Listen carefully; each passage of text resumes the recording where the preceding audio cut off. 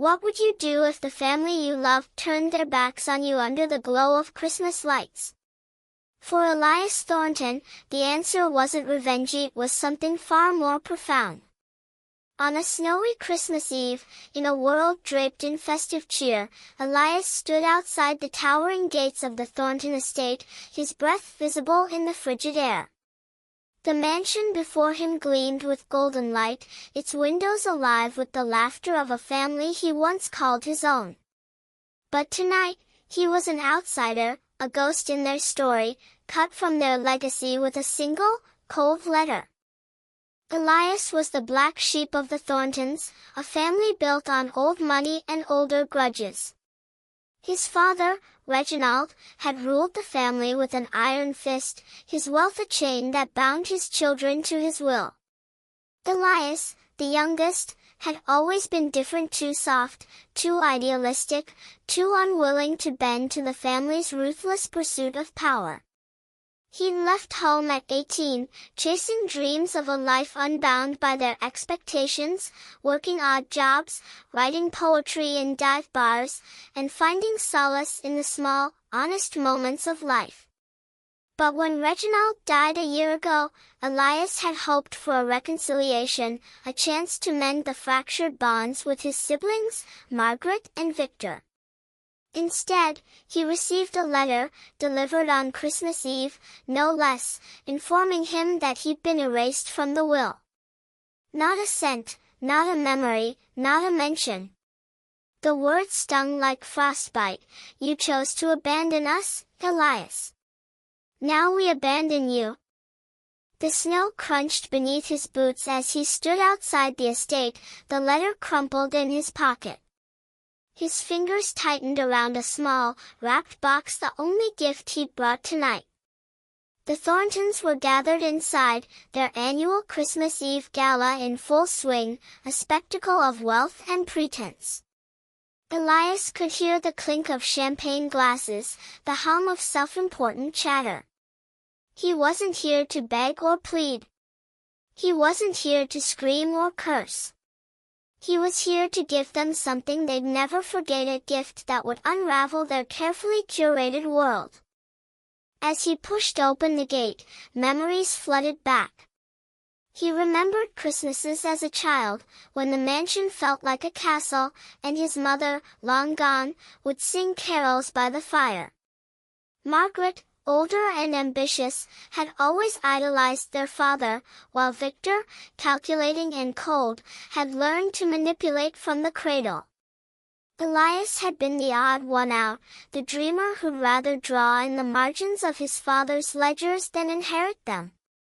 Now, standing in the shadow of their legacy, he felt the weight of every choice he'd made and the weight of the gift in his hand. The butler, an old man named Clarence who'd known Elias since he was a boy, opened the door with a flicker of surprise. "Master Elias," he whispered, his voice thick with emotion. "They didn't expect you." Elias smiled faintly. "I know, Clarence. That's the point." He stepped into the grand foyer, the chandelier casting prisms of light across the marble floor. The gala was a sea of silk dresses and tailored suits, faces he vaguely recognized from his father's world, bankers, lawyers, and socialites who'd never known his name. Margaret stood by the grand staircase, her red gown a beacon of authority, while Victor leaned against the bar, his smirk as sharp as ever. They hadn't seen him yet. Elias moved quietly, his worn coat a stark contrast to the opulence around him. He placed the small gift box on the table at the center of the room, its red ribbon catching the light. Whispers followed him, eyes narrowing as guests began to recognize the prodigal son. Margaret's gaze found him first, her face hardening. "Elias," she said, her voice cutting through the murmur of the crowd. "What are you doing here?" Victor joined her, his eyes glinting with suspicion. "You weren't invited." "I got your letter," Elias said, his voice steady but laced with something deeper, grief, perhaps, or defiance. Christmas Eve seemed like the perfect time to respond. He gestured to the box. "I brought you a gift. For the family." The room fell silent, the weight of his words hanging in the air. Margaret's lips tightened, and Victor's smirk faltered. They knew Elias wasn't one for grand gestures, which made this moment all the more unsettling. Before they could speak, a new figure emerged from the crowd, a woman in her 60s, her face lined with quiet strength.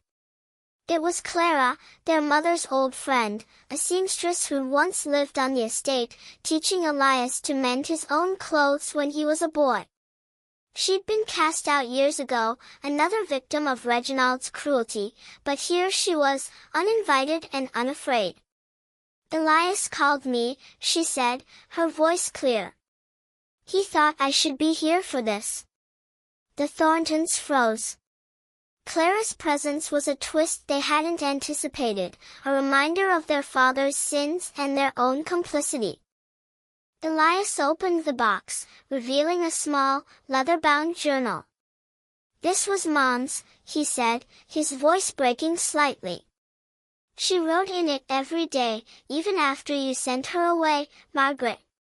Even after you told her she was nothing, Victor."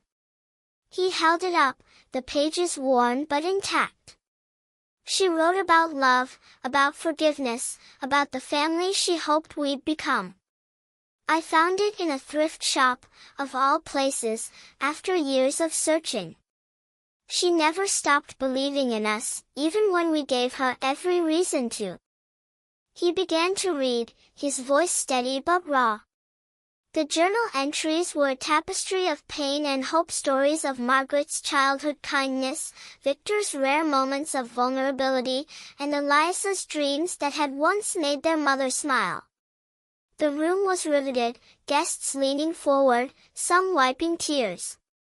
Clara stood beside him, her presence a silent rebuke to the Thorntons' greed. Margaret's face crumpled, her composure shattering, while Victor stared at the floor, unable to meet Elias's eyes. "This is my gift to you," Elias said, closing the journal. "Not money, not power, but truth. Mom believed we could be better than this, better than Dad, better than this house, better than a will that tears us apart. You cut me out, but I'm not here to fight for scraps. I'm here to remind you who we were, who we could still be." He placed the journal back in the box and stepped away, leaving it on the table like an offering. The silence was deafening. Margaret's hands trembled as she reached for the journal, her fingers tracing the cover. Victor's smirk was gone, replaced by something softer, something human. Clara stepped forward, her voice gentle but firm. "You've got a choice now," she said. "You can keep living for yourselves, or you can live for something more." The guests watched, some nodding, others whispering, as the Thorntons stood exposed, their wealth meaningless in the face of their mother's words. Elias didn't wait for their response. He turned and walked out, the snow falling heavier now, blanketing the world in quiet. He didn't need their approval or their money. He'd given them something far more valuably, a chance to remember, to change, to heal. As he disappeared into the night, the mansion behind him felt smaller, its lights dimmer.